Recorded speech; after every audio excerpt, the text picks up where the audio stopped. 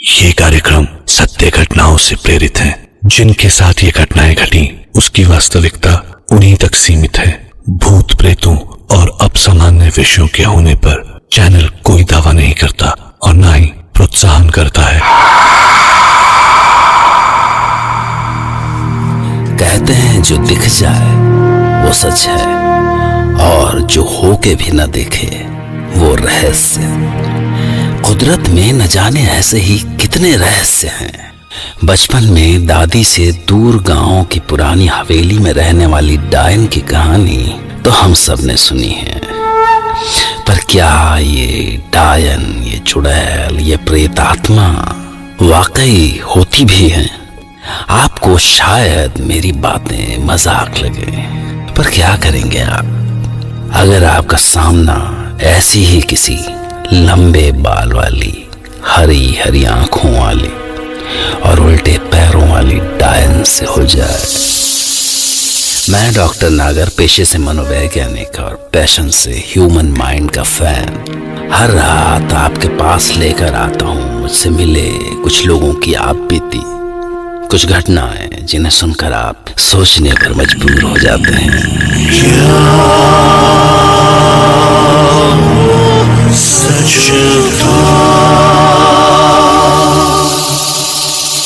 आज हम सुनेंगे पुरानी दिल्ली में रहने वाले असलम मिर्जा की दास्तान। असलम, जिन्हें लगता था कि डायन और चुड़ैलें सिर्फ किस्से कहानियों में होते हैं, शायद।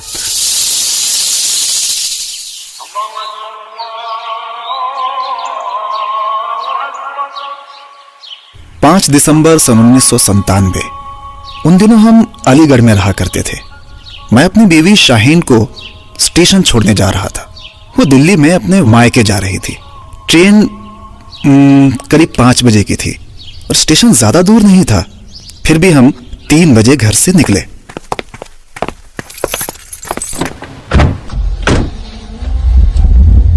बहुत कोहरा था उस दिन, एकदम विजिबिलिटी नहीं थी। मेरा एकदम भी मन नहीं था कि वो जाए, पता नहीं क्यों, पर इस बार कुछ अजीब लग रहा था। कुछ तो था जो खटक रहा था। हम स्टेशन पहुंच गए थे।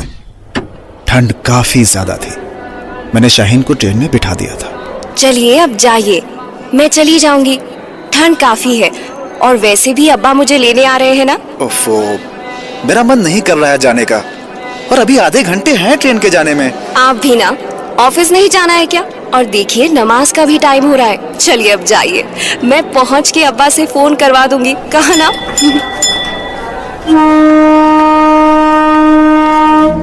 उन दिनों मोबाइल फोन सबके पास नहीं होते थे, सिर्फ लैंडलाइन होता था, तो आप किसी को भी किसी भी पल फोन नहीं कर सकते थे। फिलहाल मैं स्टेशन से निकला। कोहरा और गहरा हो चुका था। जाड़ों में सवेरा वैसे भी देर से ही होता है। ठंड काफी थी। मैं कांप रहा था। मैं गाड़ी में बैठा और गाड़ी स्टार्ट की। कुछ भी नहीं दिख रहा था।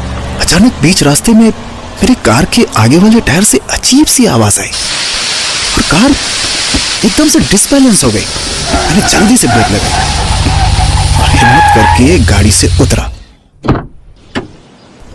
आगे वाला टायर पंचर था। या अल्लाह, इसे भी अभी खराब होना था। गाड़ी पुराने कब्रिस्तान के पास खराब हुई थी। पुराने अंग्रेजों के जमाने का कब्रिस्तान था वो, जो बिल्कुल इस्तेमाल नहीं होता था। वैसे तो मैं भूत प्रेत के किस्सों से बिल्कुल इत्तेफाक नहीं रखता था, पर उस दिन ना जाने मुझे क्यों थोड़ा डर लग रहा था। मेरी गाड़ी की डिक्की में एक स्पेयर टायर पड़ा हुआ था। मैंने जैसे ही डिक्की खोली, अचानक गाड़ी का आगे वाला दरवाजा खुला और बंद हो गया। मैं चौंक गया। मैंने तुरंत आगे जाकर देखा तो वहां कोई नहीं था। मैंने गाड़ी के अंदर देखा तो वहां भी कोई नहीं था। मुझे कुछ ज्यादा ही डर लग रहा था। टायर चेंज करने के लिए जैसे ही मैं आगे गया तो क्या देखता हूं कि टायर तो पंचर ही नहीं था। मुझे अपनी आंखों पर विश्वास नहीं हो रहा था।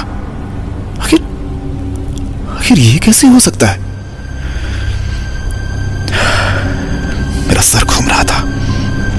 शायद मुझे वहम हुआ था या मैं नींद में था, पर फिर भी ये कैसे हो सकता है? मुझे लगा कि मुझे यहां से जल्दी निकलना चाहिए। मैं गाड़ी में बैठा, मैंने गाड़ी स्टार्ट की।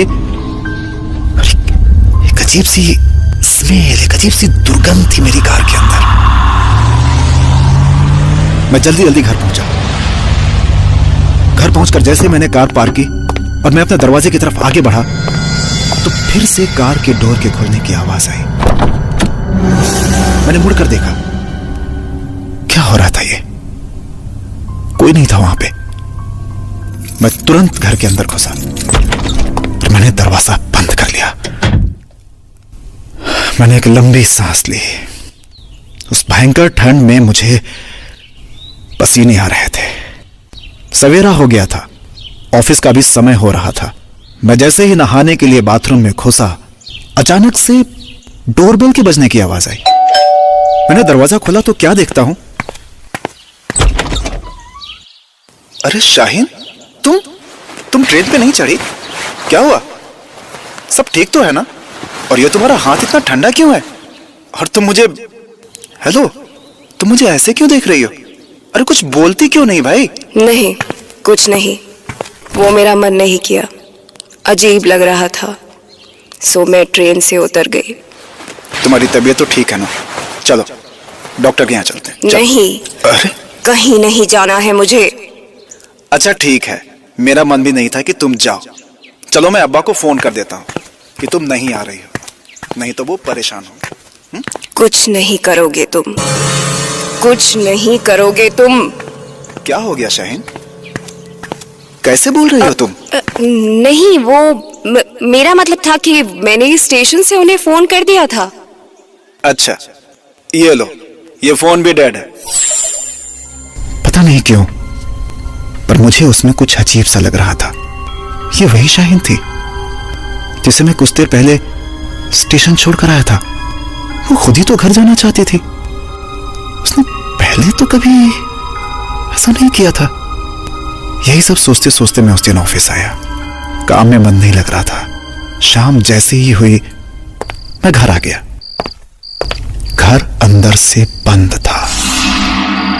मैंने कई बार डोरबेल बजाई, किसी ने दरवाजा नहीं खोला। मुझे अब टेंशन हो रही थी। मैं खिड़की की तरफ जा ही रहा था देखने की, अचानक से मैंने देखा कि शाहीन मेरे पीछे खड़ी थी। असलम।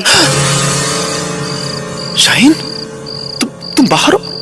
तुम बाहर हो तो दरवाजा किसने अंदर से बंद किया? रुको, मैं पीछे के दरवाजे से जाता हूं। ओके।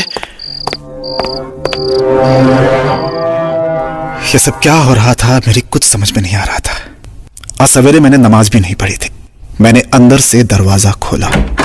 मैंने सोचा कि शाम की नमाज का वक्त है, शायद ऊपर वाला ही कुछ राह दिखाए। मैंने शाहीन से बोला कि शाहीन, जरा कुरान पाक देना। पागल हो गया है, कुरान पाक मंगवा रहा है मुझसे। नहीं असलम, दिमाग खराब हो गया है। ये सुनते ही जैसे उसकी रगों में खून दौड़ गया। उसकी आंखें बड़ी हो गई, चेहरा लाल हो गया और वो ना जाने किस तरह से पता नहीं क्या क्या बड़बड़ करने लगी।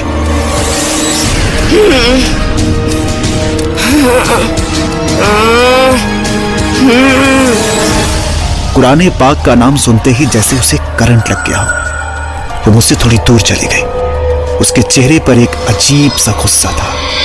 मैंने कहा, शाहीन तुम ठीक तो हो? मैं पानी लाकर देता हूं तुम्हें। नहीं, वो बस तुम्हें मुझसे कोई अलग नहीं कर सकता। मैं तुमसे बहुत प्यार करती हूँ। ये बोलते ही वो जोर जोर से हंसने लगी।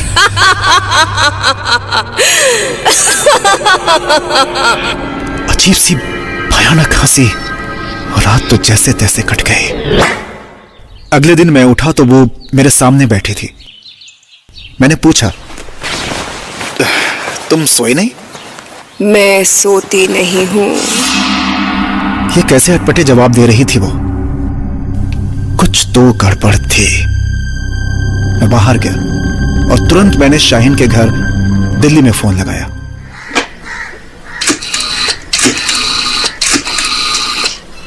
हेलो, अस्सलाम वालेकुम मम्मी, मैं असलम। सलाम असलम बेटा। बेटा हम कब से तुम्हारा फोन ट्राई कर रहे हैं पर मिल ही नहीं रहा। शाहीन ठीक ठाक पहुंच गई है। रुको अभी बात करवाते हैं। शाहीन? तो वो, या अल्लाह, मेरे तो पांव के नीचे से जमीन सरक गई। ये सब क्या हो रहा था? अगर शाहीन वहां है तो आखिर ये कौन था? अगर ये सच है तो वो क्या था? तभी फोन पर दूसरी तरफ से शाहीन की आवाज आई। हेलो, क्या मुझे एक दिन हुआ गए और आप इतनी जल्दी भूल गए? एक फोन तक नहीं हुआ ना आपसे? और ये घर के फोन को क्या हुआ है? हेलो, कहाँ हो आप? शाहीन, हेलो शाहीन, सुनो, तुम कैसे भी करके अगली बस से यहाँ अलीगढ़ आ जाओ। अभी तुरंत। क्या हुआ असलम? सब ठीक तो है ना? शाहीन, बस प्लीज तुम अगली बस से आ जाओ। मैं बाद में बताऊंगा, अभी बात करने का समय नहीं है, प्लीज। अच्छा ठीक है। समझ में नहीं आ रहा था कि क्या करूं। अचानक मुझे याद आया कि शाहीन एक पीर बाबा के पास काफी जाती है, पुरानी मस्जिद के पीछे। क्यों, ये तो नहीं जानता, पर मैं भागते हुए उधर गया। बाबा ने मुझे पहचान लिया था। बाबा को मैंने सब कुछ साफ साफ बता दिया। फिक्र मत कर बच्चा, अल्लाह हम सबका इम्तिहान लेता है। तू पाक बंदा है। आ देखते हैं किस रूह का साया है तुझ पर और तेरे घर पर। मैं बाबा के साथ चल दिया। शाहीन को फोन किए काफी टाइम हो चुका था। मैं उसे अकेले घर नहीं जाने देना चाहता था, सो मैं पहले बस अड्डे गया। जब मैं, शाहीन और बाबा घर पहुंचे, दरवाजा खुला था। जैसे ही हम घर में घुसे, दरवाजा जोर से अपने आप बंद हो गया और घर की सारी खिड़कियां एक के बाद एक करके बंद हो गई।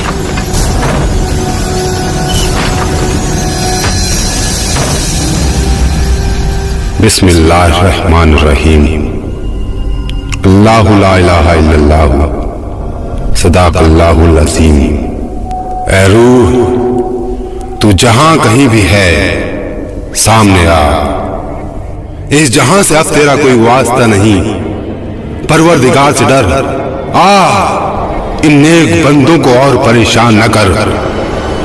मैं तुझे हुक्म देता हूं, आ सामने आ। जैसे ही बाबा ने यह बोला, एक औरत के जोर से हंसने की आवाज आने लगी।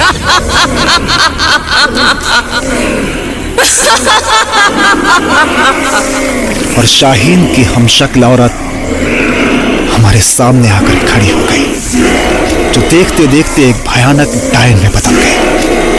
हरी आंखें, बड़ा सा चेहरा और लंबे बिखरे बाल। वो चेहरा मैं आज तक नहीं भूल सका। अचानक से तेज हवाएं चलने लगी और तेज तूफानी बारिश भी शुरू हुई।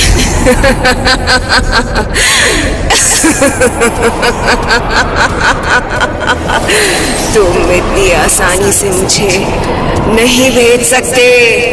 मैं कहीं नहीं जाऊंगी। जाना तो तुझे पड़ेगा। बिस्मिल्लाहिर्रहमानिर्रहीम। अल्लाहु ला इलाहा इल्लल्लाहु सदाकुल अज़ीम। अल्लाह। नहीं जाऊंगी, नहीं जाऊंगी मैं। असलम बचाओ मुझे। असलम बचाओ मुझे, खुदा के वास्ते मुझे बचा लो। उस डायन ने शाहीन को पकड़ लिया था। वो उसके कांधे पर चढ़कर बैठ गई थी। मैं उसकी तरफ भागा, लेकिन बाबा ने तुरंत मुझे पकड़कर डाइनिंग टेबल पर रखा चाकू मेरे गले पर लगा दिया और धीमे से कान में बोले, रुक, चुप खड़ा है। ऐ रूह, अगर तूने उस मासूम बच्ची का बाल भी बांका किया तो मैं इस बंदे का सर अलग कर दूंगा। तुझे ये कभी ना मिलेगा जो तू चाहती है। तड़प तड़प कर मरेगी तू हमेशा। छोड़ दे उस बंदी को। या अल्लाह। उस डैन ने बाबा की तरफ गुस्से से देखा और शाहीन को छोड़ दिया। शाहीन जमीन पर गिर पड़ी और डैन बाबा की तरफ बढ़ गया।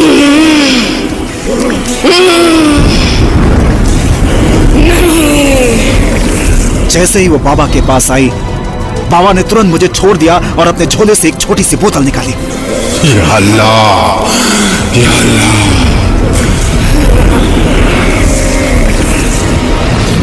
और बाबा ने बोतल बंद कर दी। बंद करते ही बाबा पास रखी एक चेयर पर गिर गए। हम दोनों भागते हुए बाबा के पास गए। बड़ी मुसीबत टल गई बच्चा। ये तावीज तुझे हमेशा पहनना है और इस घर को जल्दी खाली कर दे। ये रोज ज्यादा वक्त इस बोतल में नहीं रहेगी। या अल्लाह, या अल्लाह, या अल्लाह, शुक्र है तेरा। जिन बातों, किस्सों, तथ्यों को हम स्वीकार नहीं कर सकते, उन्हें नकारने का भी हमारे पास कोई हक नहीं है। पर सबसे बड़ा सवाल जो मन मानना नहीं चाहता, वो कि ये जो असलम के साथ हुआ, क्या वो सच था?